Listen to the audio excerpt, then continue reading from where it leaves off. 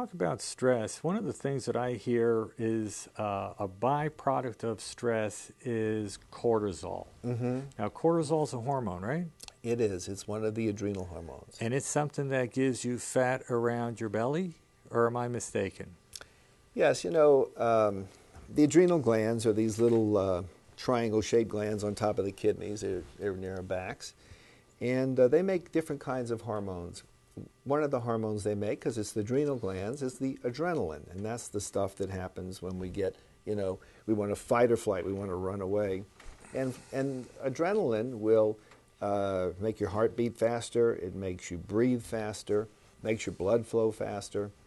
There's another part of the adrenal gland which presents cortisol.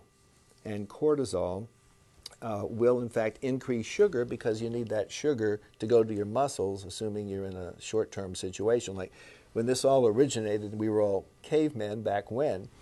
We had to respond by running away from a saber-toothed tiger, or we had to engage that tiger and make sure he was dinner instead of us. Right.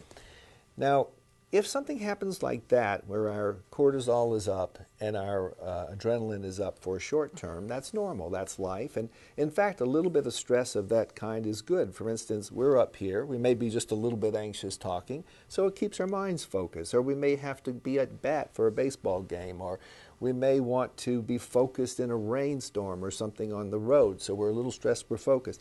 But if that stress ends, things go back to normal and our body is calm again.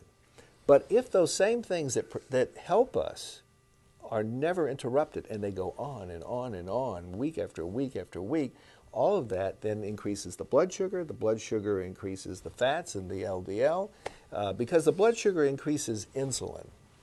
I don't want to get too technical, but as the blood sugar goes up, our pancreas creates another hormone called insulin trying to put that sugar away.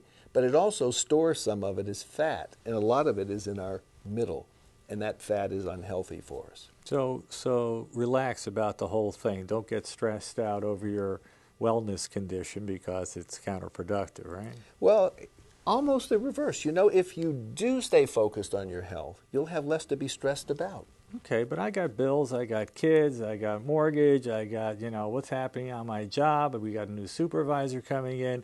All of that comes into play, stresses me out, right? It does. And so those are things that I need to learn how to control. I was reading one of your books, in fact, I took it from your office, on yoga, right? And you're a proponent of yoga for reduction of stress. Absolutely. Tell me about that. It certainly doesn't seem like a man's kind of sport. Oh, I think that yoga should be something, or those kinds of exercises should be something that men and women do all the time. And the reason it is really is for the following. Number one, depending on the kind of yoga, and there are a number of kinds, but one of the things that yoga does is increases your flexibility. Now, the more you're flexible, the more you can bend, the more your balance is good, the less likely you are to fall. Like, for instance, we live in New England. There's snow on the ground. If we can keep our balance, we may not fall down and break our hip or something like that. So, number two, it's going to get the oxygen into your organs. The average person in this country is breathing between 12 and 18 times per minute. They're really kind of hyperventilating. If you count your breaths, you're going to see that a lot of you will be breathing faster than you need to. Really, ideally, you would be breathing about 4 to 6 times a minute.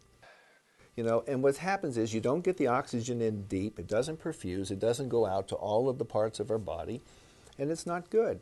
If you involve yourself in relaxation techniques, whether they be yoga or whether they be meditation, other kinds of things, you're going to slow down your breathing to somewhere between 4 and 6 times per minute.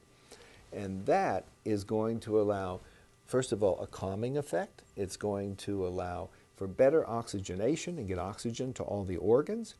And all of those things are really positive. So you've got flexibility, you've got the slowing down of the breathing, better oxygenation, and ultimately, depending on the yoga, you can include either as part of yoga or in general meditation, which allows this slowing down and really resetting your compass, so to speak. And that allows us to take a time out from the day and then come back to it. And it really starts the day in a less stressful spot because we've said, time out, I'm going to reset my clock, and I'm going to come back in and pick up there. Is that a 5-minute timeout or is that an hour timeout?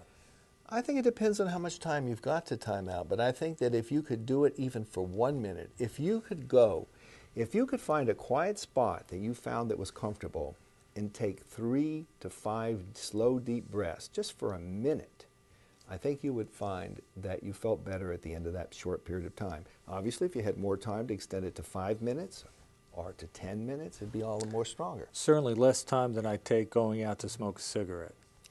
You know, it's an interesting thing about cigarettes. What do you do when you smoke a cigarette? You go outside, Yep. you find your nice spot that you like, right? You light it up, you kind of relax now.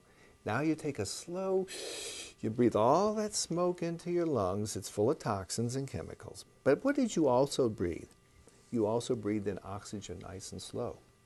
So if you had just gotten rid of the cigarette and took your break and done the same thing, you'd have come back relaxed. I think we should give that a try.